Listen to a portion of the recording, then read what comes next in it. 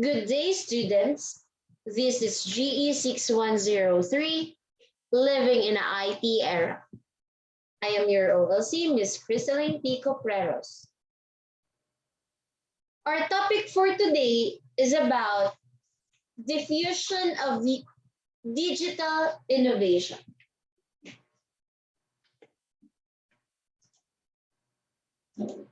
At the end of this discussion, you are expected to define digital divide, identify the characteristics of digital divide, analyze statistics or statics that contributed to the diffusion of technical innovation, differentiate the different beliefs that influence adoption of innovation.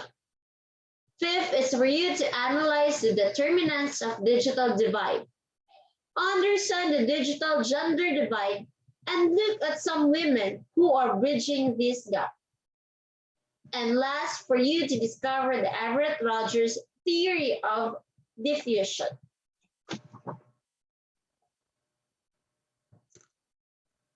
Digital divide pertains to the gap between people who have internet access and those who do not have internet access. It may also be defined in terms of the skills people have in using technology in accessing and analyzing information. This figure shows the global digital population as of April 2018 in millions.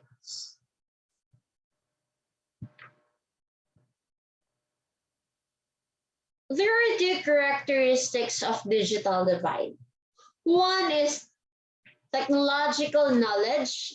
The second one is the access to computers and technology-related innovations.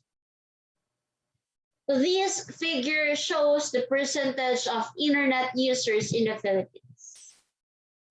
Diffusion of innovation through social networks, DOI, or diffusion of innovations proponents, is a study aimed to understand or at understanding that what, when, why, and how new technological innovations, advancement, and ideas spread across cultures and in the world. Social networking sites, or the SNS, is indeed one of the biggest technological innovation in the past decade. Some of these social networking sites include Facebook, YouTube, Twitter, and most blogs. So this figure shows the most famous SNS as of April 2018. As it shows, Facebook is the most famous social networking site. It was followed by YouTube and WhatsApp. Diffusion refers to the procedure when innovation is accepted in a community of a group of people. Factors that affect diffusion are innovation itself, information dissemination of the diffusion itself, time. And another factor that affects diffusion is the social system where the innovation is introduced. Beliefs or concepts that influence adoption of any innovation or technological innovation. Number one is the relative advantage, which refers to the functionality of a certain innovation and how this innovation is accepted by users in terms of economic edge. The prestige that comes along in the using of innovation and its convenience. Other one is complexity, which refers to the degree of difficulty involved in using or understanding the innovation. It may also be referred to as ease of use and how simple the innovation is. So that is complexity. Another one is compatibility, which refers to consistency of an innovation in terms of present values, past experiences, and the need of potential user compared to other existing innovation. Compatibility. Is it compatible? Next is trialability. Refers to the opportunity for the prospective user to use product for testing on a limited time basis. Actual hands-on experience is necessary for the potential users to use the technology. So every technological innovation, there is trialability. Next one is observability. It refers to the opportunity for the users to see the result of a particular innovation. If this satisfies the prospect or potential user will most likely adopt to it. Now let's discuss the determinants of digital divide. One is the income, ability and capability to purchase and access technology. Second one is education, having the necessary skills to understand digital innovations. Developed nation obviously offers competitive digital edge. Infrastructure, having a hardware support and physical location to access technology. So those are the determinants of digital divide. Income, education, and infrastructure. Digital innovation, as we have seen, has increased in a couple of years.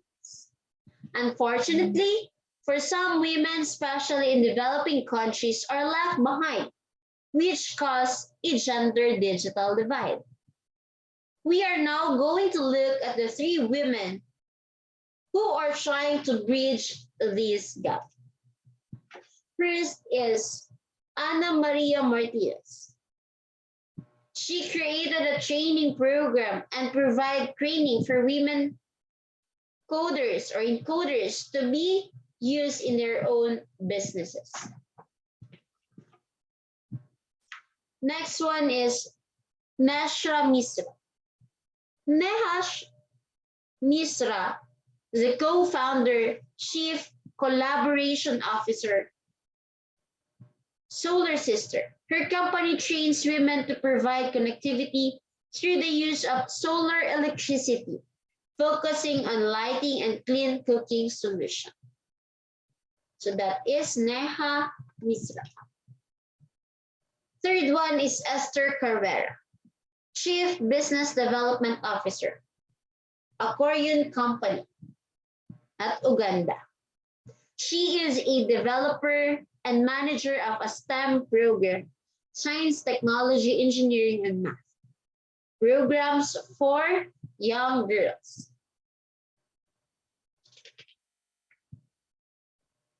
So those are the three women who are trying to bridge the gap of gender digital divide. The main question in determining technological diffusion is determining how technological users or prospects choose one technology over other.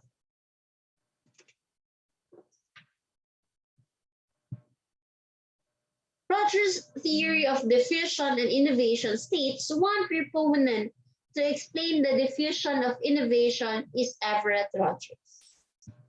He is a rural psychologist whose studies is focused on agricultural issues in the US and in developing countries. He mentioned that The diffusion of innovation is essentially a social process in which subjectively perceived information about a new idea is communicated. The meaning of innovation is thus gradually worked out through process of social construction. He further identified four elements of diffusion. One is how innovation is perceived. Second, channels of communication. Third, the time. And fourth, social systems. The figure shows some of successful innovations represented by the S curve. Although this is not to say that most innovations are successful. The S curve is innovation and system specific. So as you can see, the figure, it shows that the most successful innovation is the social media. Facebook, YouTube, those are social media. So that ends our discussion for the topic, diffusion of digital innovation.